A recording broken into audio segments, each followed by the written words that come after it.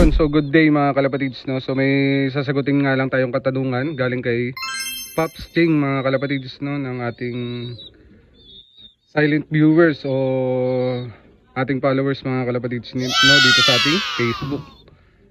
So ilang days daw bago natin iwalay yung mga inakay sa ating mga kanya-kanya nilang magulang mga kalapatids, no? Sa akin ginagawa ko 20 days winawalay ko na sa magulang nila yung ating mga inakay, no?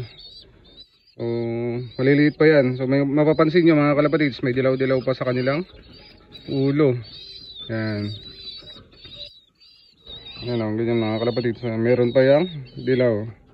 So sineseparate ko lang muna, nilalagay ko dito sa cage natin bago natin nilipat sa pliers loop. Pero bago natin nilipat yon mga kalapatids, ito yung binabasehan natin. Kailangan ay buo na yung pakpak dito sa ilalim ng kanilang pakpak mga kalapatids, no? Yan. Kailangan hindi na nakikita yung balat nila. So kailangan natatakpan na to ng ano, yung parang ganito. Kailangan natatakpan na to yung ganito sa ilalim nila. So ganun yung basehan ko bago ko iwalay yung ating mga inakay. So 3 days na sila dito. So yung iba nga hindi ko pa nakikitang tumutuka sa patukan bago ko winalay ito.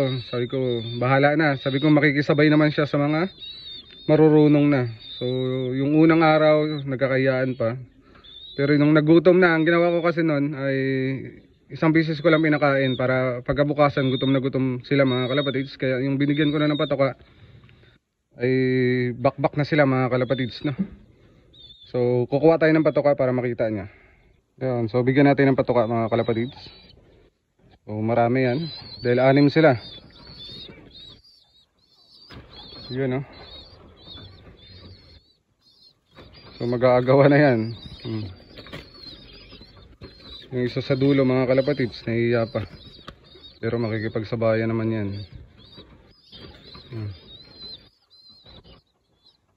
So kailangan pala natin ng isa pang ganito. So dadagdagan ko na lang mamaya. Dahil nga nag-aagawan sila mga kalapatids. So malalakas ng kumain. So itong isang mga kalapatids, so kunti na lang yung balahibo sa ulo katulad nito. Yan.